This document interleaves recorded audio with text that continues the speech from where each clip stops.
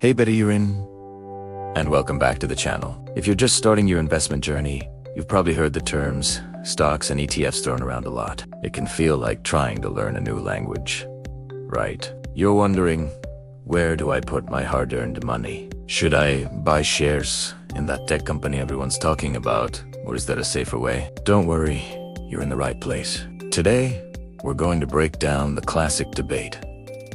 Stocks versus ETFs. We'll explore what each one is, the pros and cons, and by the end of this video, you'll have a much clearer idea of which path is right for you as a beginner. Invest right here in the USA.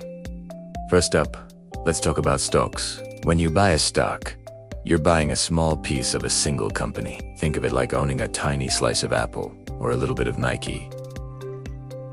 If that company does well, the value of your slice, your stock, can go up. If the company struggles, the value can go down. It's that simple in concept. The big appeal of individual stocks is the potential for huge returns. If you'd invested in a company like Amazon in its early days, your investment could have grown exponentially. This is the dream for many investors, finding that one company that takes off and completely changes your financial future. Plus, when you own stocks, you are a part owner of the business. You get voting rights, and sometimes you even get paid a portion of the company as profits in the form of dividends. It's a direct way to support and benefit from the companies you believe in. However, this high reward potential comes with high risk. The saying "do put all your eggs in one basket" is investment advice.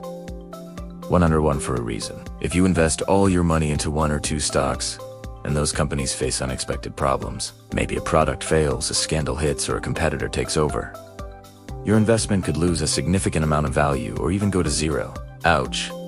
This is called concentration risk. For a beginner, picking winning stocks is incredibly difficult. It requires a ton of research. You need to understand the company's financial health, its management team, the industry it's in, and its competitive landscape. It's a lot of homework, and even professional investors get it wrong all the time. So while the idea of picking the next big thing is exciting, it's also a very risky game, especially when you're just starting out. Now, let's switch gears and talk about ETF, which stands for exchange-traded funds. Think of an ETF as a basket that holds many different investments. Instead of buying a single stock, you buy a share of the ETF, which gives you ownership of all the stocks, bonds, or other assets inside that basket. It's like going to a buffet.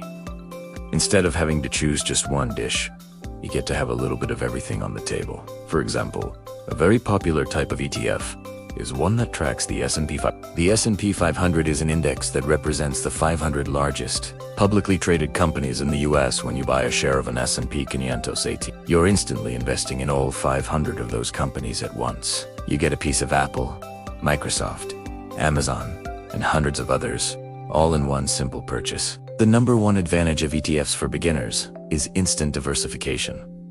Remember that, don't put all your eggs in one basket roll. ETFs are the ultimate solution.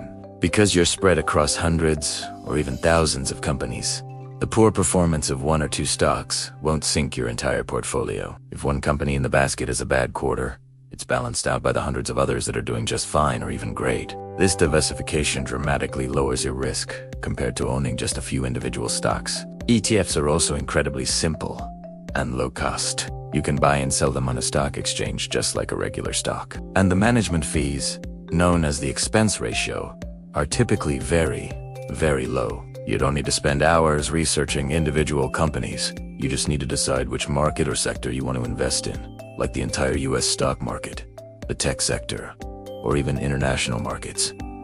So, what's the downside to ETFs? Well, that built-in diversification also means you're unlikely to see the explosive, life-changing returns you might get from a single stock that skyrockets. Because your investment is spread out, you get the average return of the market or sector you're tracking. You're giving up the chance to hit a home run in exchange for a much higher probability of hitting consistent singles and doubles. For most people, especially beginners, this is a fantastic trade-off. You won't get rich overnight with ETFs, but you are participating in the overall growth of the economy, which historically has been a very reliable way to build wealth over the long term. You're basically guaranteed to not pick all losers, but you're also guaranteed to not pick all winners. You're capturing the market average.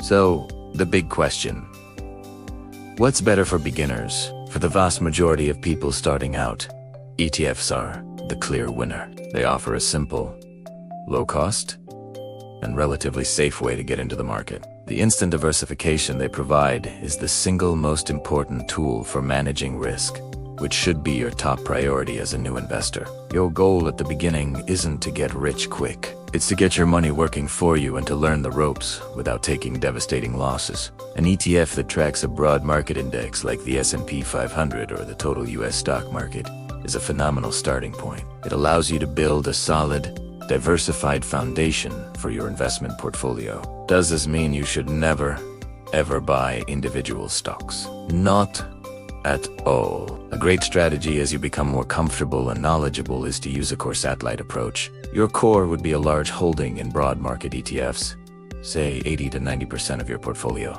This is your stable, diversified foundation. Then, with the remaining 10 to 20%, your satellite portion, you can have some fun and take on a bit more risk. This is where you might invest in a few individual stocks of companies that you've thoroughly researched and strongly believe in. This approach gives you the best of both worlds: the safety and stability of ETFs, with a little bit of the excitement and higher growth potential of individual stocks. It is a smart way to dip your toes into stock picking without putting your entire financial future on the line.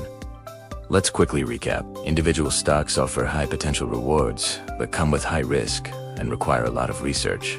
They are best for more experienced investors or as a small, speculative part of a beginner's portfolio. ETFs, on the other hand, offer instant diversification, low risk, and simplicity, making them the ideal starting point for beginners. They allow you to build a solid foundation and grow your wealth steadily over time by investing in the market as a whole. Remember, investing is a marathon, not a sprint. The goal is to build long-term wealth, and the best way to do that is to start with a strategy that protects your capital while allowing it to grow. For beginners in the US, that strategy almost always starts with ETFs. I hope this breakdown has helped clear things up for you. The world of investing can seem intimidating, but by starting with the right building blocks, you can set yourself up for success. Start with ETFs, learn as you go, and then you can decide if adding individual stocks is right for you down the road. If you found this video helpful, please give it a thumbs up and hit that subscribe button for more content designed to make investing simple and accessible for everyone. And don't forget to ring the bell so you never miss an update. Let me know in the comments below. Are you team stock or team ETF to start? I'd love to hear your thoughts. Thanks for watching, and I'll see you in the next video.